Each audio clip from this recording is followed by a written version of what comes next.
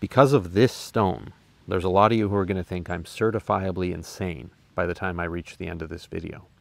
But you know what? I'm okay with that because everything I'm about to tell you is 100% true, and I personally can't come up with an alternative explanation for what I experienced, if not Bigfoot or Sasquatch. If you can, I'd love to hear about it. Seriously, write what you think happened in the comments after you listen through the events, because it would be nice to have a more down-to-earth explanation. I mean it. Here's what happened. About 3 weeks ago, my wife Edita, 7-year-old daughter Lily, and I flew into Sydney Airport in Vancouver Island, British Columbia, Canada. And my wife and I had always had the West Coast on our bucket list of places to see. The beautiful, massive trees, the forests, the coastline, the culture. We wanted to experience it, and we were also celebrating our 10th wedding anniversary, so it seemed like a good time to do it. My wife did some research ahead of time and found a beautiful Airbnb cottage rental available in a small town called Shirley on the southern end of the island. It's about an hour and a half or so drive south of Sydney Airport where we landed. And it really only had one main road going through it, this town. I think it was Highway 14. Forests on all sides, at least half a dozen beaches within a short drive of our cottage. So it seemed like the ideal place. Now, I should preface the next part of the story by saying that prior to these experiences, I was a believer in Bigfoot. I've always been interested in cryptids and paranormal or mysterious topics in general, and have at times done some research on those as a bit of a hobby. I was also aware that there are quite a few sightings known in the West Coast in general and Vancouver Island specifically. So we check into our cottage in this small town of Shirley, Vancouver Island, and it's surrounded by forest. Forest in the backyard of the property, and across the road, Highway 14, more thick forest. Now, I later looked at that forest across the road on Google Maps, and it's a massive forest. It goes on for miles, and that'll play into the story later. But our host had some chickens and some goats. He and his wife lived in a house on the same property, and between the rental cottage where we were staying and his house was a paddock of chickens and a paddock of goats. As part of the deal, he allowed his guests to collect as many eggs from his chickens as they wanted every day for their breakfast, which was an amazing bonus. So about day 2, I was out there collecting some eggs, and I ran into him. I ran into our host, and he was bringing chicken feed to the birds, and he had a t-shirt on with a picture of Bigfoot on it. And that immediately caught my attention because of my interest in the subject. So I asked him, have you ever had a sighting? Have you ever yourself heard or seen anything, or do you know someone who has? And he said no, that he personally had not had a sighting, but he did believe in Bigfoots or Sasquatches for the same reasons I did. There's just too many people who claim to have seen them around the world. He also shared that the large forest across the road, across this Highway 14 from where we were staying, was known in the local area as having strange, unexplained events happen in and around it. And he didn't really get more specific than that. In fact, he seemed a little bit uncomfortable sharing that. I kind of pressed him gently for more details, but he didn't seem to want to share any. But what he did share was almost as interesting. He said that in years past, he and his wife had lost a few goats over the years to wildlife. One year, he said he had seen a black bear. He actually caught the black bear in the act of mauling one of his goats. It had pushed over the 5-foot wire and post fence that was guarding his goats, and it was in the process of mauling one, and there was a lot of blood and hair, and the fence was completely destroyed. So he scared the bear off, but obviously the poor goat was done for, sadly. Another time, a mountain lion had actually come in from the forest and leapt over the 5-foot fence, and was also in the process of killing a goat and trying to drag this goat. Now, they were only miniature goats, but still, they were fairly weighty, and he was trying to drag it over the 5-foot fence back to the woods. The mountain lion wasn't able to do this, so again, there was a lot of damage, and there was a lot of blood and hair, and it was just a nasty situation. But there was a third time that the guy mentioned where a goat had simply disappeared. Like, he had come to the paddock in the morning to feed the animals, the chickens and the goats, and there was just one less goat. There was no damage to the fence, though, that time. There was no sign of an animal trying to push over the fence. The 5-foot fence was perfectly intact. And there was also no blood and hair as well. The paddock had been full of blood and hair with the bear and with the mountain lion, but there was no blood or hair this time. There was just one less goat.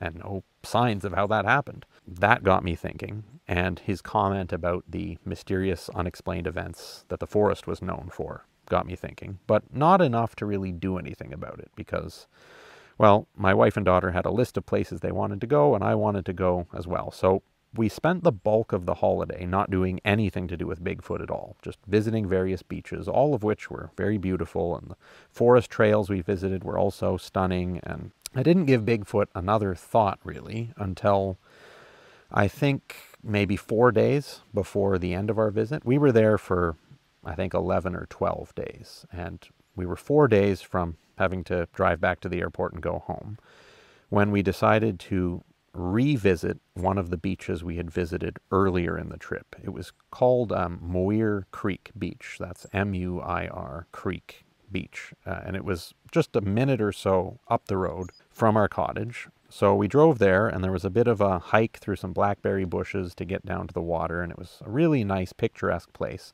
Very remote. It wasn't like a sand beach. It was a cobblestone beach, kind of out of the way. Lots of trees in and around it, but the beach itself was barren. It was kind of untouched by humans. There was a lot of very large pieces of driftwood, as many beaches on Vancouver Island have, including some full-size driftwood trees, which I had never seen before. So we'd been to this beach once before. This was our second visit, as I said, and we were just walking along this beach. And it was really nice because we had packed some snacks and we planned to be there for several hours at least.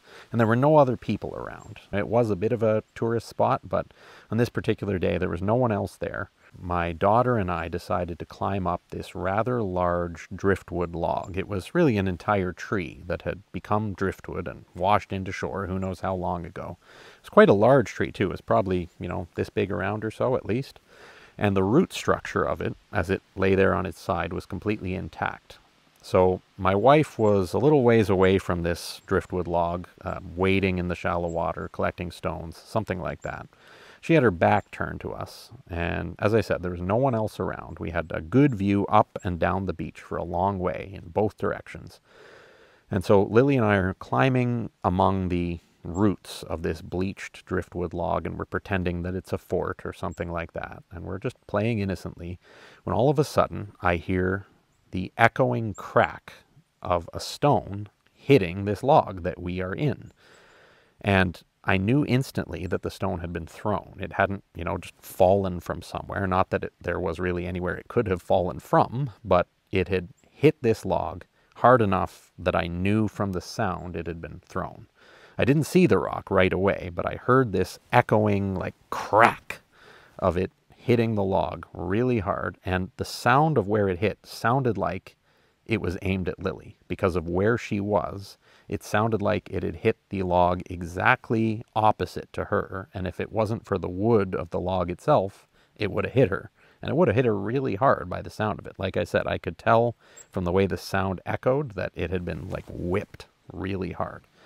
And then a second or two later, I saw the stone. It must have ricocheted off where it hit and bounced off a root, and then it rolled down the log on our side, so the opposite side from where it hit, and it hit the cobblestone beach below this tree that we were climbing on.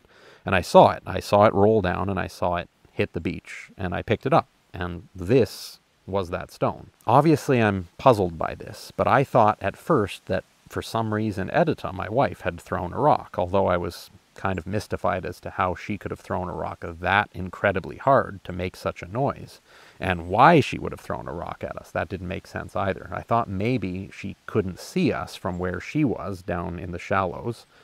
The tide was kind of coming in at this point because of the log itself. We were kind of behind it, and she was on the other side of it, 30 to 40 feet away, and I thought, maybe she's just throwing rocks for fun and she doesn't know we're back here. So I kind of peek my head over the log and I look at her, and I actually call to her, "Did you throw that rock?" And she didn't even hear me at first.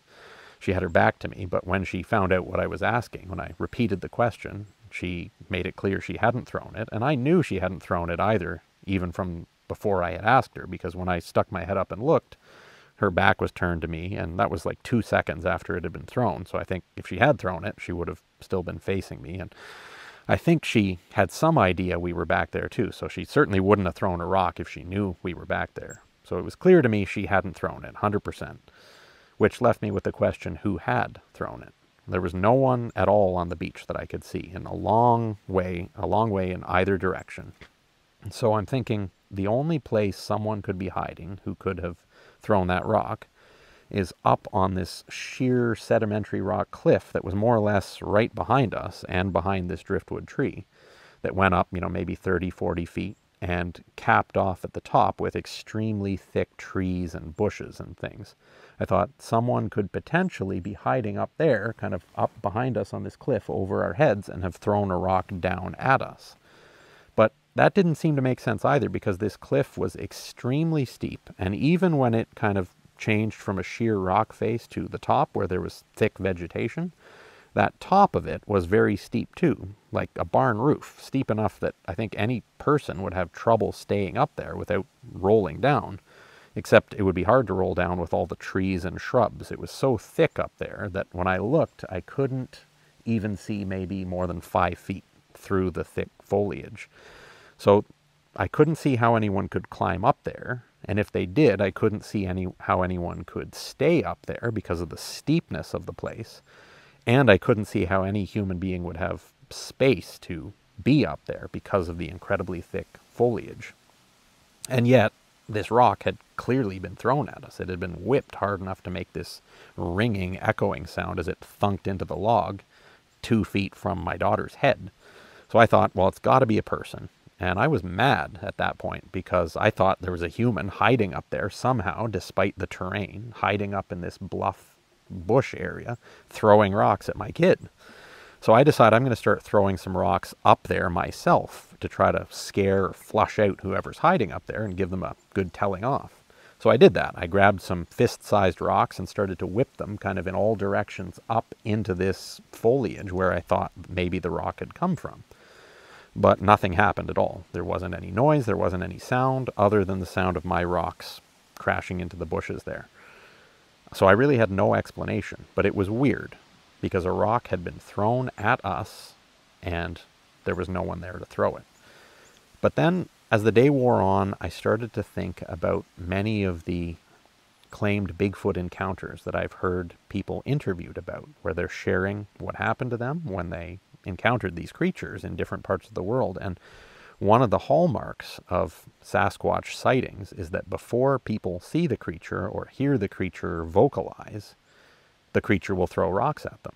They'll be walking through the forest, say, on a hunting trip or something in a remote area, like we were, and a pebble will land at their feet. And they'll look around and there's no one to have thrown it, and they can't see where it came from, other than it seems to have come from a long way away and to have been thrown with a lot of power. And then if they keep ignoring the pebble and, don't know what to make of it, but they just keep walking, then another pebble will be thrown at them. And maybe this time it'll hit them or hit a tree next to them or something. I've heard lots of interviews where people claim to have seen a Bigfoot, and before they see it, they're talking about rocks being thrown at them. So despite the fact that I thought it was a human at the time, there wasn't really any way a human could have thrown it or even had a place to throw it from that I could see. And I saw hide nor hair of a human. And then as the day continued, I started to think back to these interviews.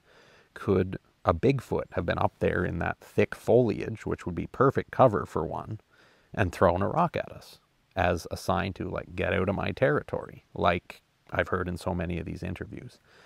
I wasn't sure, but it kind of reignited my interest in the whole Bigfoot subject. That night, I decided I was going to do a little investigation. I was thinking about the rock throwing incident and the interviews I'd heard, and I was also thinking back to the conversation I'd had with our host on day 2, where he had talked about the forest opposite to our cottage, which, by the way, as I said, was just about a minute's drive away from this beach where the stone happened, the stone throwing incident. And I was thinking back on how he had said that mysterious and weird things are known to happen in this forest. And his words were, if you go into that forest, especially at night, keep your wits about you. That's what he said. Didn't say why, but that's the advice he gave.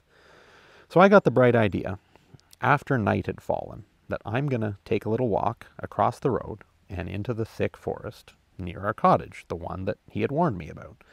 I thought I'd have a big mag flashlight available because there was one in our cottage, but when I tried to switch it on, I realized the batteries were dead, and of course there were no replacement batteries in the cottage. So not wanting to be deterred by that, I decided I'd just go with my phone flashlight. Probably a dumb idea in hindsight, but I was really curious. So I crossed the road, and it's pitch dark at this point. And I go down one side of the ditch on the other side of the road and up the other side, and that's where the forest started. Just crossed the road here. Our cottage borders thick woods. Just climbing down through this ditch. We'll see what I can find in here.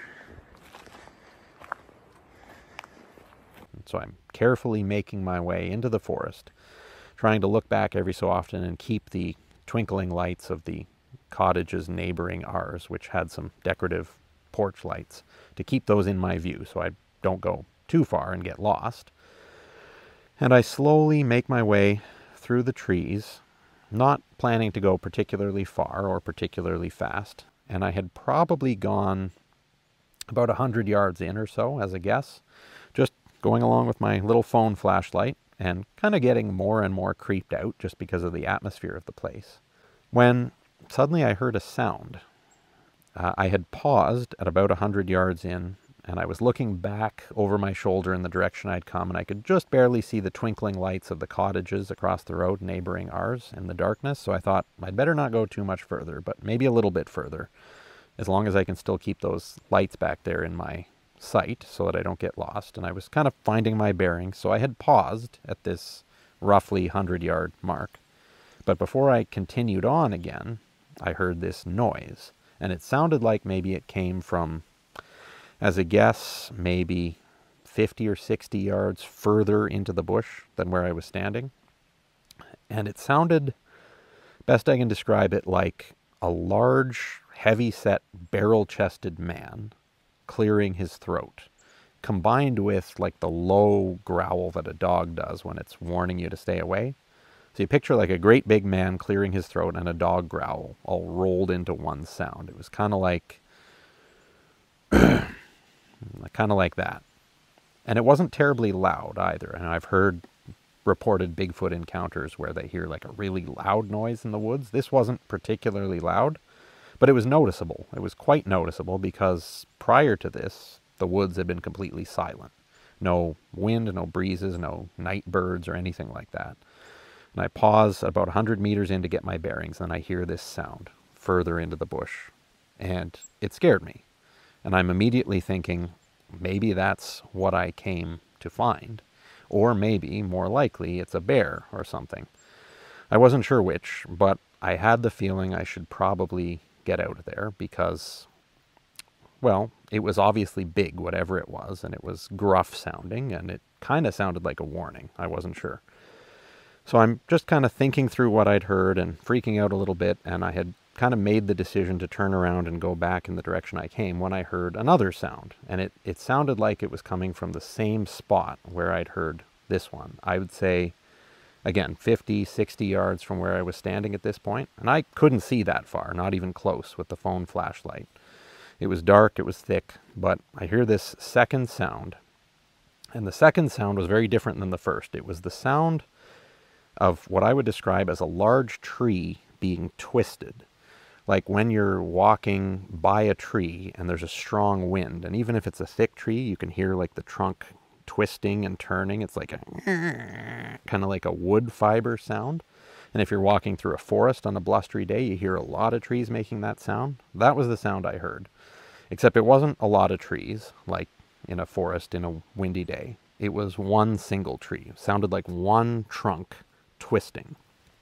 And the weird part was there wasn't any wind that night. There wasn't a single breath of wind. And this was, I should mention, 20, 30 seconds after the throat clearing growling sound. And again, it sounded like it came from the same spot.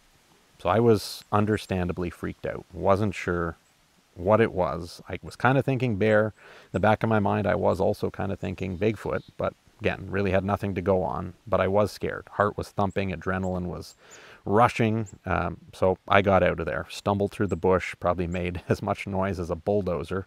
I'm getting out of here. I feel silly losing my nerve so quickly, but I heard a grunt, a deep, loud grunt in the forest over there a couple minutes ago. And then the sound of a tree twisting, like the wood fibers breaking. I'm not making this up, I'm serious. I heard those two things. It's a calm night. It wasn't just the wind twisting the tree. There's something out there. And it's time for me to make my exit here.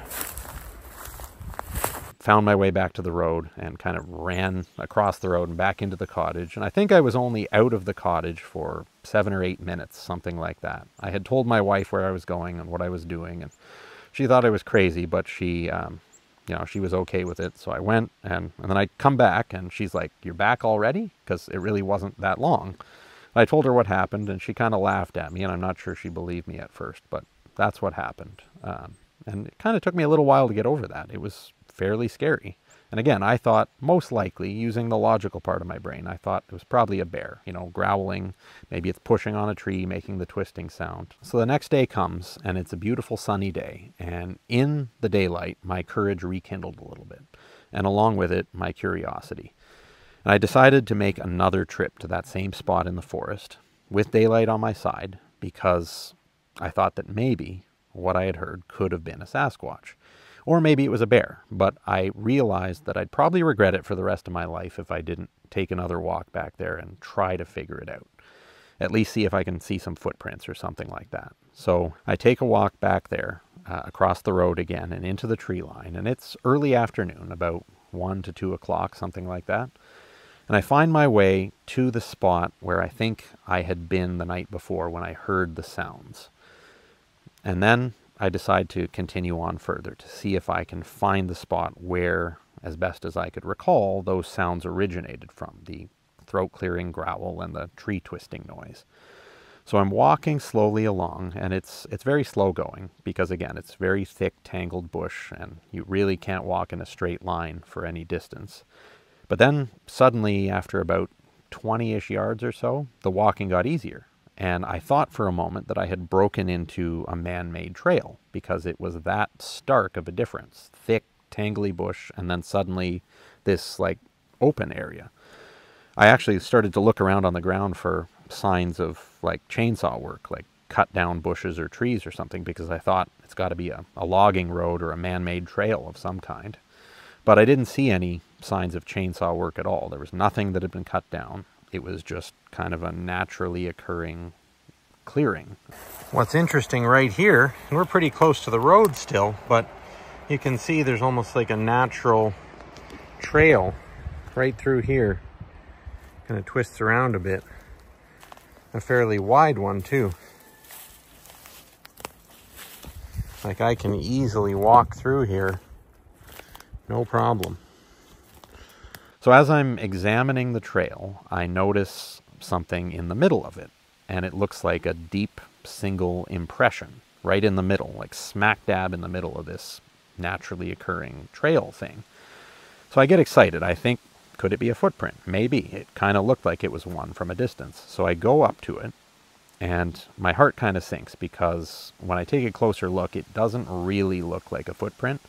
And I'm thinking of footprints like the ones they took casts of, the Patterson-Gimlin film footprints, that have 5 distinct toes and basically look like a giant human foot. It wasn't that. It was big. It was at least 50% bigger than my shoe-clad foot and 50% wider and roughly rectangular, but it didn't have distinct toe marks in it.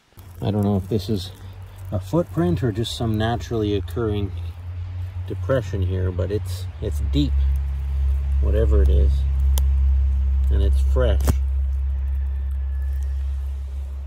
But then I wasn't sure it would have had distinct toe marks, even if something with toes had made the print, because the ground was all leaf and needle covered. It wasn't, clean, bare soil by any means. So I wasn't really sure what to make of it, but it was very deep. It was at least 2 to 3 inches pressed into the dirt, through the foliage and detritus on the forest floor. So I knew that whatever made it had to be quite heavy. I mean, I'm a big guy, but I tried stomping in that same area on the ground to see if I could make a footprint similarly deep, and I couldn't. Like maybe half an inch into the ground is all that I could do, even jumping up and down at 260 pounds. So, was it a hole that something had dug, or was it a footprint? I wasn't sure. It did have some needles and a bit of leaves in the bottom of it, so it didn't look like a fresh dug hole necessarily. It kind of looked like it could be a footprint, but I really wasn't sure. So I kind of filed that under inconclusive and stood up again and started to walk a few more steps, again, in the direction I thought those two sounds the previous night had come from. And I figured I was getting close based on just my memory of where I had stood when I heard the sounds and how far I had come at this point. And very shortly after I saw the impression, I see something else. And it's what looks like a fallen balsam tree with all its needles still intact and still green. There's a fairly sizable, tall balsam tree that's still alive because it still has like foliage on it. You can see there, it's a healthy tree by the looks of things, but it's been completely snapped off and pushed over. I was maybe 20 yards away, 20, 25 yards away from this tree, and it was in the direction I was going, and it was lying across the forest floor. As a guess, I'd say 30, 40 feet high if it had been standing upright. And it still had all its fresh green needles on it. It looked like a living tree, apart from the fact that it was lying on the ground.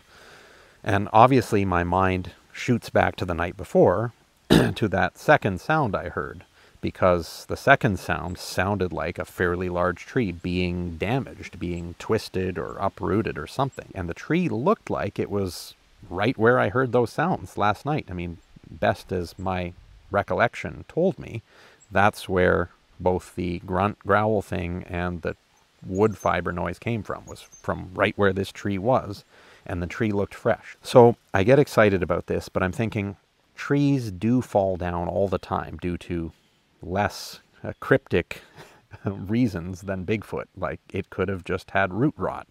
It could have been bug eaten, or maybe the soil was shallow there and it just kind of gave way, or maybe it was a strong wind.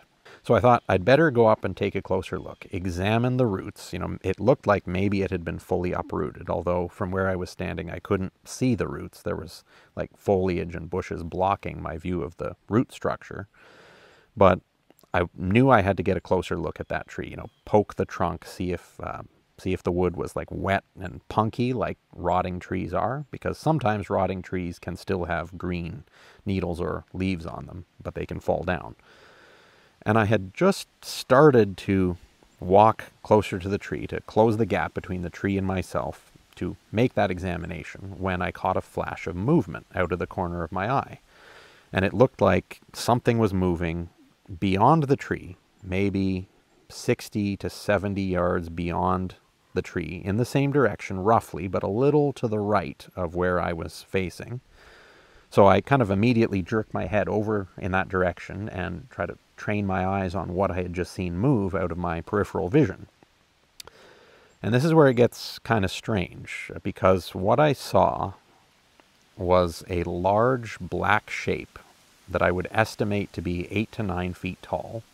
I'm a pretty good judge of heights and lengths and things from all the years I've spent building. This thing was fairly far away, but it looked like it was quite large and quite wide, at least 4 feet wide, 8 to 9 feet tall. But it didn't look like a creature. It didn't look like a Bigfoot. It didn't look like a bear. It kind of looked like a large black hill, or just a dark mass of some sort. In fact, my initial impression when I trained my eyes on it, when I caught that flash of movement and looked in that direction, was that this dark shape was a root ball. One of those masses of dirt and debris that an uprooted tree pulls up with it in its root structure. If you're looking at the end of a root ball from a fallen tree, that's kind of how I thought it looked. Although I couldn't see it very clearly because it was, as I said, a fairly far distance away. And it was behind a number of branches and bushes from trees and foliage. But I was quite sure that it was the thing I had just seen move. it looked like out of my peripheral, this dark thing moved, and I turned and looked at it, and I see this dark hill-like root ball resembling shape. And I'm thinking, that thing just moved. But how could it have just moved? It's a root ball, right? Root balls don't move. And then I'm thinking, well, is it a bear? I knew there were black bears in that area. You know, our host had warned us about that. I knew there wasn't grizzlies in that part of the wood, though. In fact, there's only grizzlies on the northern tip of Vancouver Island, from what I understand, and only occasionally at that. And what I was seeing was bigger than any black bear should be. I mean, I've seen black bears here on our property, and even standing on their hind legs, they wouldn't reach 8 to 9 feet. And if they did stand on their hind legs, they'd be like fairly lanky. They're not as big looking when they're standing on their hind legs as the thickness that they portray when they're walking on all fours. So all this is racing through my head over a couple of seconds. And again, I'm sure that I saw this thing move, but that doesn't seem to make sense. And also, for the record, it didn't look like a Bigfoot to me, because all the accounts I've heard, Bigfoots are, you know, human-shaped creatures, just a lot bigger than a human, but they've got a head and, you know, arms and legs, and this didn't look like that. It was just a solid, black, tall thing. But it did get my heart pumping, despite the fact that it didn't look like any living creature, and I was kind of thinking, you know, maybe it is a bear. It kind of had that lump shape to it that a bear would have, although it's bigger than any bear should be. So I did kind of get scared, but not scared enough that I didn't want to get some footage of it. So I whipped out my phone, again, after I had seen it move, and I zoom in and I get several good seconds of footage of this thing, or at least as good as I can through the trees and brush. And it doesn't move again. I'm looking at it, I'm filming it, and it's staying stock still as far as I can tell. It just like it was a root ball, and that's my impression. But my fear and adrenaline started to get the better of me, you know, between the footprint-looking impression and this fallen tree that seems to have maybe fallen under mysterious circumstances, although I still wasn't sure about that. It could have had root rot.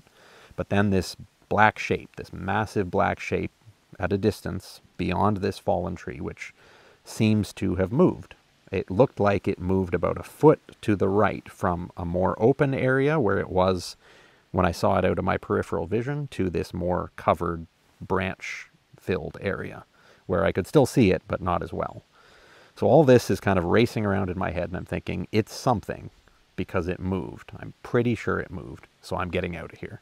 So I did. I kind of fast walked or jogged out of this bush and had quite a few scratches on my legs and arms by the time I got out. And I was shaken. Like, I thought I had seen either a bear or something more mysterious than a bear, but I was quite sure I had seen something alive. And I was shaken enough that I decided to call my dad and tell him the whole thing. I told Edita about it, and I'm not sure she knew what to think. She believed me, but it's a weird story, so she didn't really have any conclusions. I called my dad back in Ontario to get it off my chest. Told him the whole thing. Told him the stone throwing incident. Told him about the 2 weird noises I'd heard exploring the woods at night the night before. And then I told him about this sighting I had just had in the same spot in the forest. This weird black shape and the fallen tree. And he kind of surprised me because I thought he was going to say, well, you better not go back there, you know, keep your head on your shoulders. But what he actually said was, are you going to go back? I think you should go back. And that took me aback for a moment because it's not the reaction I was expecting. But he thought a few things. First of all, he thought I should go back and take another look at that tree for the same reasons that I thought I should look at the tree. You know, poke it, examine it, look at the bottom. Was it rotten? Was it bug-eaten? Did it, you know, get ripped up by some wind? And were there other fallen trees around it from like a strong gust of wind or something? All of those were reasonable explanations for how a tree could fall down in the woods like that. And he also thought that I should take another look for this black shape that I saw. And that really surprised me because, well, I figured he would advise me to be a little more cautious. His reaction actually kind of gave me some more courage and more curiosity. So the next day, I did go back for the final time. But the next day was the day before we had to drive back to Sydney Airport and catch our plane back to Ontario. So I knew it was now or never. And again, I didn't want to have regrets about possibly seeing a Sasquatch, which again, I'd always been interested in, but then not following up on it. So I wait till a similar time of day, early afternoon. I think it was between 2 and 2:30 the next day when I decided to make my final trip into this spot of the forest. I slowly walk into the forest, retracing my steps, and I get to the spot where I had been standing the day before. So it was about 120, 130 yards into the tree line. Still 20 or 30 yards from this fallen balsam, which I can see, and maybe 70-ish yards from where I had seen this black shape that I'm pretty sure moved the day before. So obviously the first thing I do, I'm not even looking at the tree at first. The first thing I do is I'm scanning the trees and foliage ahead of me, looking for this black shape. And I found the spot where it was, and it was gone. And I was sure of it too, because there was a couple of like cedar branches that moved in a certain way or were oriented in a certain way that had been covering the creature or the thing or the root ball, whatever you want to call it. And I found those same branches with my eyes, and it wasn't there anymore. And I'm scanning everywhere around, and it's nowhere else either. And root balls don't move. Creatures move. So obviously I was immediately kind of spooked by that, because that confirmed in my mind that I had seen this thing move the day before. I had sort of convinced myself during the evening, the prior evening, that it hadn't moved after all, that my mind had just been playing tricks on me because I was expecting to see a Bigfoot. So I just saw, you know, a twig move or something, and I turned and I thought that it was this root ball that had moved, but really it was just a root ball. Only now I knew it wasn't a root ball because the thing was gone. So I'm thinking, what the heck was that? Was it a bear? It looked too big to be a bear, but whatever it was alive, because root balls don't just grow legs and walk away. So I'm looking around, scanning carefully, trying to see if whatever it was is around. Is it somewhere else? Is it watching me right now? But I couldn't see anything. There was no more dark shapes around at all. So I decide I'm going to examine this tree. So I close the gap of 20 or 30 yards. I walk right up to this balsam tree and I take a close look at it. And I could tell right away that it was indeed a healthy tree. All the needles on it were fresh and green. I could see that the day before, but I got right up to them this time, and I actually got some footage of it. So here's that fallen balsam, and I've gotten close enough now to see there is a root ball. So maybe it fell down naturally, but the wood seems sound. And you can see this balsam still has lots of green, fresh needles on it. And I could see that there was nothing wrong with that tree, other than the fact that it had been pushed over. I walked around to the bottom of it, and it hadn't been snapped off at the trunk. It had been pushed over right from the roots, and the roots of it were actually exposed. And I poked them, and I know what root rot looks like, and this was not root rot. The wood of the roots of this balsam fir were solid and sound. Here are the roots of that balsam. Look like they've just been broken off or maybe gave way. There's no rot that I can see. And there's a lot of bigger trees around it, still firmly rooted in place. There was no sign of moisture, rot, or bug damage anywhere in the trunk. This was a sound, healthy tree that had been pushed over. So, of course, I was forming the preliminary conclusion that that tree twisting noise I'd heard the day before yesterday at this point was this tree being pushed over by something. So another suggestion my dad had had when I spoke to him on the phone was check the tree trunk for scratch marks, because if bears push over trees, which they sometimes do, especially if it's a smaller tree, they'll leave scratch marks. Now this wasn't a particularly small tree. It was probably this big around at the bottom, which seemed a little big for a black bear to push over, a healthy tree that size, but it was pushed over. So I took a close look at everywhere on the trunk that I could see, and there wasn't a single scratch mark, which in my mind ruled out a bear, most likely. And then I saw something else, something I hadn't seen the day before because it had been covered by the foliage of this fallen balsam. It was a second fallen tree. This one was a birch, and it was lying parallel to the balsam, almost directly under it, obscured by the branches of the balsam. But the birch was even bigger than the balsam. At the bottom of its trunk, the birch was probably this big, around or so. And also right next to it is this substantial poplar, which also looks like it was broken off, but you can see that wood is all sound. There's no rot in there. It's just solid wood that was just ripped off somehow. And the trunk broke in this case too. It wasn't the roots that gave way. And this is right next to the balsam. And it too looked like it had been a formerly healthy tree. I walked up to the top end of it, and it was a similar height to the balsam, 30 feet or so, if it had been standing. And it had leaves on the branches too. They weren't green, they were brown and shriveled, but it was still covered in these brown shriveled leaves, like it had been knocked down and just laid there, and the leaves had shriveled up on the branches. I think that second splintered off tree was actually a birch, not a poplar. It's hard to tell because of the moss, but it looks like it was a healthy tree when it broke off too, because there's some shriveled leaves on just about every branch. It just looked like a giant pair of hands had taken this birch and snapped it in two. And it did obviously get me thinking about another one of the hallmarks of Bigfoot sightings, which is that apparently these creatures are known to push or break over trees to mark their territory, to break them off or uproot them. So I'm thinking something knocked down these two trees. It doesn't look like it was the wind, because there's no other trees fallen in the area. Like, there were healthy, upright trees that were growing normally 3 or 4 feet away from where both of these had fallen. Wind doesn't typically just target 1 or 2 trees in an area, almost never. Healthy trees at that have no rot or no compromise in the strength of the wood that I can see. So the next thing I start looking for is like a stump. If this birch was broken off, there should be a stump with the other corresponding shards of wood and the roots still in the ground, since the roots weren't attached to the tree anymore. So I start making small circles around these two trees, and there's no stump.